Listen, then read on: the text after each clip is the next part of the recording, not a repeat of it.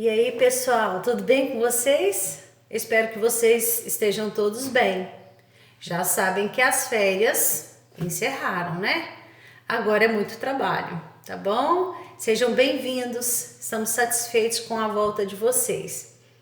E hoje, nossa primeira aula, e nós vamos falar um pouco sobre literatura, tá bom?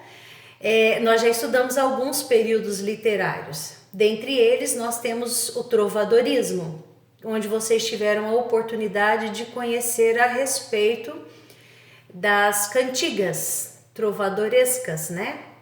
E nesse período vocês viram também por que elas eram elaboradas e quais as características, né?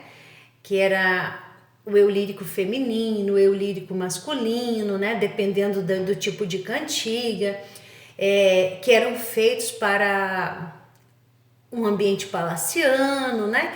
Então, nós vimos esse período estudando todas essas características. Logo em seguida, nós vimos o classicismo, um período muito bonito. O nome já diz clássico, né? Nós tivemos a oportunidade de conhecermos os sonetos. Viram? Os sonetos, eles são estruturados com 2 quartetos, 2 tercetos e são versos decassílabos, onde vocês tiveram a oportunidade de escancionar os versos, né? Saber quantas sílabas são feitas e elaboradas esses versos. E já nesse mesmo período vocês também conheceram o que nós chamamos de quinhentismo, que é uma literatura de informação. Os portugueses chegaram aqui no Brasil e, querendo informar do que estava acontecendo aqui, tiveram a oportunidade de escrever cartas e foram registradas como a nossa literatura de informação. E hoje nós vamos falar um pouco sobre o Barroco.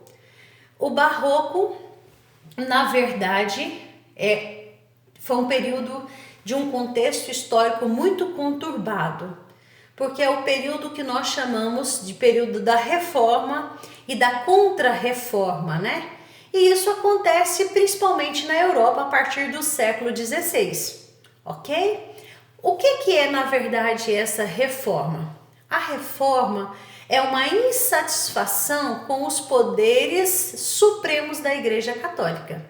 O que acontece? Martim Lutero, um monge, né, agostiniano, insatisfeito com aquilo que a igreja pregava, com aquilo que a igreja cobrava, nós já conversamos a respeito disso, ele elabora 95 teses questionando os dogmas da igreja, ok? Isso é chamado de reforma, uma mudança. Reformar significa mudar. Então estavam insatisfeitos com o que estava sendo pregado, com o que estava sendo cobrado pela Igreja Católica. Martim Lutero, então, propõe essa reforma. O que acontece? A Igreja Católica, né, fica preocupada com essa situação porque vê que as pessoas estão mudando de ideia, que as pessoas já não estão mais cumprindo aquilo que era dito e pregado por eles. E ela, então, elabora como contraponto um outro movimento que nós chamamos de Contra-Reforma. E esse movimento da Contra-Reforma é a fim de barrar o descontentamento com o catolicismo. Ou seja, alguém vem, faz a reforma, que no caso foi Martim Lutero, mostrando a sua insatisfação, criando 95 teses, e a igreja agora, para barrar esse descontentamento, a fim de reverter a situação, faz o que nós chamamos de contra-reforma. Viu como o mundo está conturbado, está problemático, cheio de situações que o povo fica até sem saber o que fazer? Então foi um período realmente de muita dificuldade para o povo, né? De muita perseguição, principalmente para as pessoas que estavam em dúvida, né? Então, assim, o pessoal estava tentando catequizar, tentando mostrar os seus conceitos religiosos, e essas pessoas estavam em dúvida.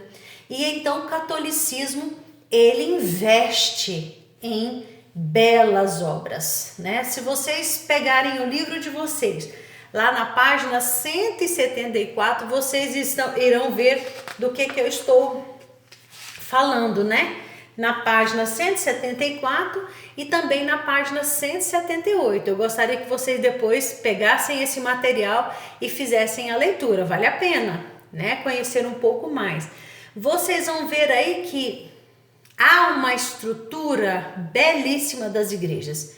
Fizeram grandes investimentos com ouro, investimentos em teatros, tudo para mudar a ideia do povo, para fazer com que o povo respeite e tenha os mesmos pensamentos, as mesmas obediências ao catolicismo. Então, é um período marcado por essa estrutura. Mas eu vou continuar essa próxima aula falando os detalhes, né, as características desse período barroco. Por enquanto, eu gostaria que vocês fizessem a leitura dessas páginas que eu citei para vocês, para que a gente pudesse discutir numa próxima aula. E também, né, que vocês realizassem as atividades propostas, porque vale a pena aprender um pouco mais sobre esse período da nossa literatura. Ok? Uma boa aula para vocês. Até a próxima. Tchau, tchau.